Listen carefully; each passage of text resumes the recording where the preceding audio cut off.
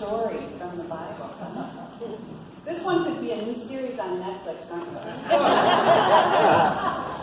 It's the story of a very different kind of great escape from prison, where the prisoners don't actually leave. The story begins in the first person. It starts by saying, "Today, as we were going to the place of prayer, we met a slave girl." This is a story of Paul and Silas, who were setting people free in the name of Jesus. The girl they met was doubly oppressed. She was a slave, so her very life did not belong to her. And not only that, but she had some paranormal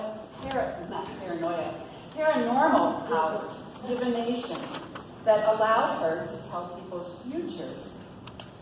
And it would bring her owners a great deal of money for fortune telling. In the tale, Paul does free her, but not for the best of motivations. Did you kind of hear that? It said she was following after them, yelling for days, and finally it said Paul was very annoyed, so he turned and cast the spirit out of her. So go for persistence in being an annoying woman.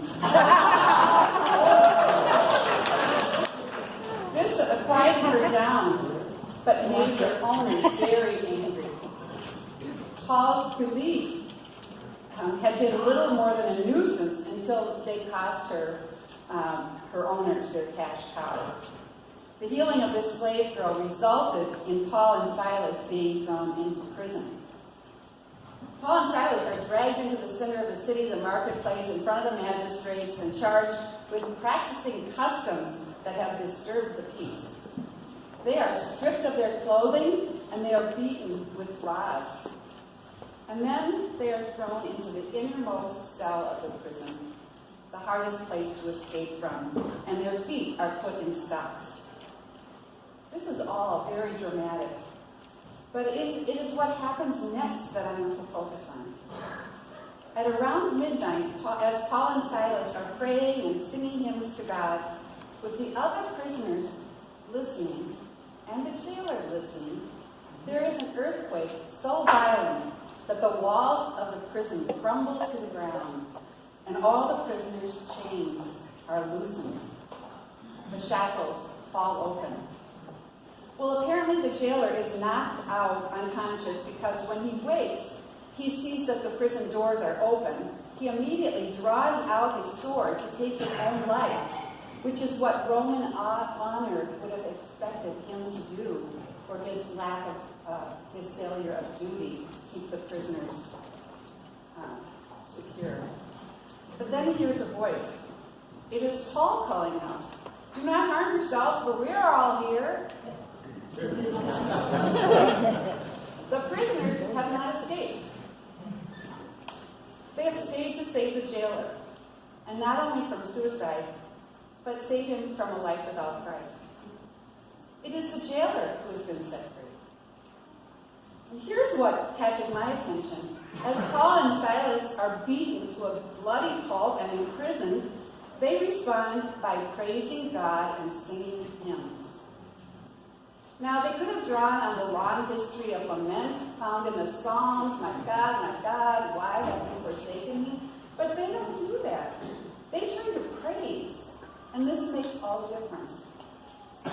The other prisoners notice that these men are living life very differently, and that they want what Paul and Silas have. Joy and gratitude, even in the midst of suffering. Sounds an awful lot like someone who's been living their recovery for all the world to see. If you have seen this, you know just how powerful it can be. Like the great line in When Harry Met Sally, "I want what she's having." Yeah. Oh my. I've had the privilege to see this more than once, and it has strengthened my faith. I saw it many years ago on Christmas Eve at Hennepin Church, the church I was serving at the time. In November that year, I had walked with a family, especially with a young woman whose husband had died by suicide. She had come home from church one Sunday to find him hanging in the basement. He was a cancer doctor who had been deeply depressed following the death of one of his young patients. She was a nurse who not only had a 4-year-old son who was the spitting image of his dad, but she was 8 months pregnant. A month later, on Christmas Eve, I was sort of sitting in the back of the church. I would see her enter the candlelit sanctuary, very pregnant. And there she stood in the front row with other family members, singing her heart out on the Christmas carols of hope and of life and of new beginnings. The psalmists, like Deanne and Paul earlier, knew that sometimes the best way to pray is to sing and to dance. In fact, the Psalms were danced to, when they were celebrated before. I witnessed this kind of faith here, too. Is Joanne here? There she is. I never tell a story about you unless I ask permission, okay?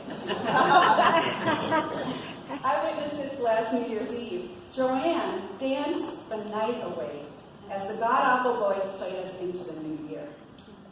She was so beautiful and radiant. I carry that picture of her. She was glowing and smiling and turning. She was a beautiful dancer. Some of us knew that she was not dancing because she was happy. She had lost the love of her life, Brian Stewart, a few months earlier. But out of the depths of grief, she was willing to share her joy. I want what she's having. Me too. It happens all the time.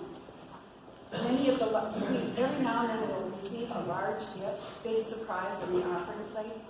And every single time, those largest gifts come from the people who have lost the most. God helps us turn tragedy into gratitude, heartache into freedom.